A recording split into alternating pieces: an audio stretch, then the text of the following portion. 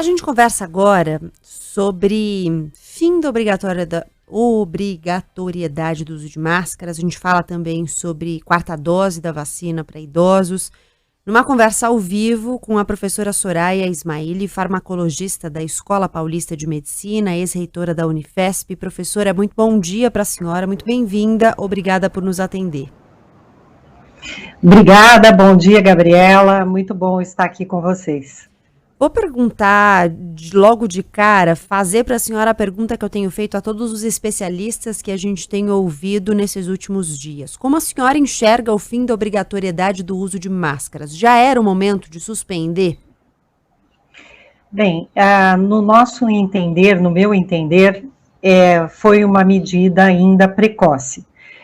Entendo que nós deveríamos aguardar mais um pouco, por algumas razões.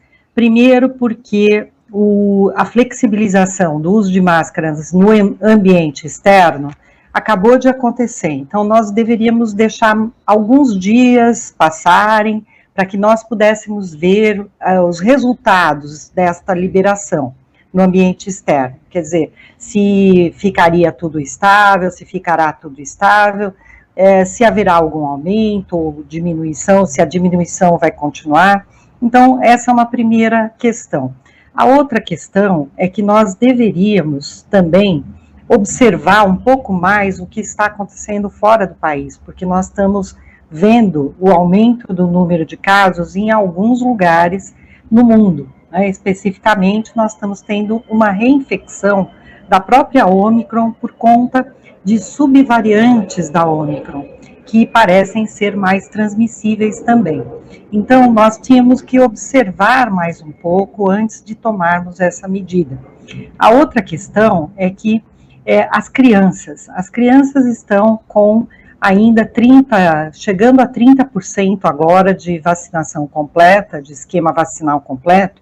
Portanto, nós temos as crianças de 5 a 11 anos, ainda 70% que não está com este esquema vacinal completo.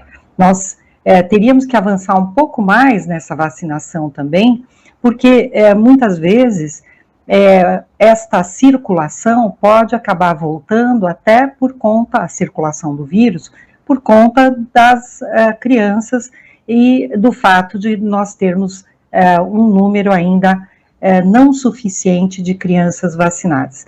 A outra questão é que nós estamos ainda muito atrasados em relação à terceira dose, né, que seria a dose de reforço.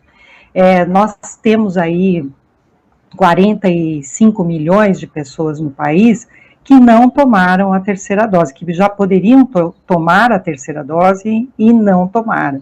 Então, estas medidas deveriam ser aceleradas, nós deveríamos ter campanhas, trazer as pessoas para fazerem a vacinação infantil, a vacinação da terceira dose, a dose de reforço, porque estudos mostram, inclusive, que aqueles que tomaram a dose de reforço tiveram menos problema com a variante Ômicron, tiveram menos doença grave.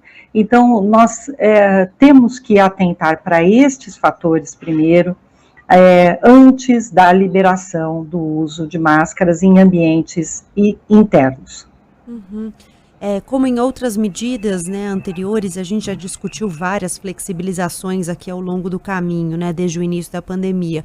E como em outras medidas, a vacinação sempre anda junto. Então, conforme a gente consegue avançar na vacinação, a gente consegue abrir mão de alguns cuidados também, né? Ou de algumas restrições, né? Cuidados eu não diria. Restrições, exatamente, Gabriela.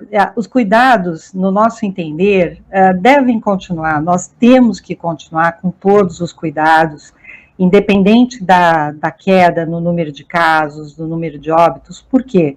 Porque este é um vírus que se demonstrou muito flexível, ele é muito surpreendente. Adaptável, né? Exato, ele nos surpreendeu em muitos sentidos. Então, nós temos, e tem muitas coisas que nós, cientistas, ainda não sabemos. Então, nós temos que continuar observando, estudando, porque só por meio dos dados e da avaliação científica, passo a passo, é que nós vamos ter medidas que, de fato, vão nos possibilitar dizer que nós estamos controlando a situação de transmissão do vírus. E a questão das máscaras é uma medida que, no meu entender, nós deveríamos adotar como uma medida do nosso hábito. Assim como nós levantamos todos os dias para escovar os dentes e pentear o cabelo antes de sair de casa, nós deveríamos, ou não pentear, arrumar do seu jeito, né? Nós deveríamos também adotar o uso de máscaras. É uma medida, é um hábito de higiene, é um hábito sanitário, saudável, e que possibilita, inclusive, a proteção frente a outros vírus que podem ser transmissíveis pela respiração, pelas gotículas que nós emitimos quando nós falamos, quando nós respiramos, né? Quando nós tossimos. Então, esta medida da máscara é uma medida muito eficaz para impedir a transmissão, chamada de medida não farmacológica, né? Então, não requer um fármaco, um medicamento, todos podem ter acesso. Hoje as máscaras se tornaram muito acessíveis, tem muitos tipos, vieram de muitos lugares, aqui no Brasil também, nós já temos a nossa produção, desenvolvemos novos tecidos, a ciência produziu novos materiais, então nós temos uma oferta, né? É bem verdade que muitas vezes não é uma máscara, as máscaras melhores, elas não são tão baratas, tão acessíveis, mas nós podemos assumir políticas públicas e campanhas que distribuam as máscaras para a população, principalmente a população mais vulnerável, os mais idosos, aqueles que têm comorbidades, que têm uma doença crônica, e também nos ambientes onde nós sabemos que tem aglomeração por natureza, como, por exemplo, no transporte público. Felizmente, essa medida não foi retirada, né? A máscara continua obrigatória em ambientes de saúde, o que faz todo sentido, é necessário realmente, né? Hospitais, unidades de saúde, e também transporte público, onde nós sabemos que em São Paulo, pela densidade populacional, é uma cidade que tem muita gente e ainda pouco transporte. Nós deveríamos ter mais transportes para as pessoas poderem se distanciar, nos horários de pico, principalmente, e também transportes que tivessem um sistema de filtração de ar que também filtrasse o vírus. Isso existe, né? São filtros especiais que são colocados no ar-condicionado dos ambientes e também dos transportes, e isso traz uma segurança adicional para as pessoas. Mas não estamos tendo ainda estas condições, pelo menos a máscara no ambiente do transporte coletivo.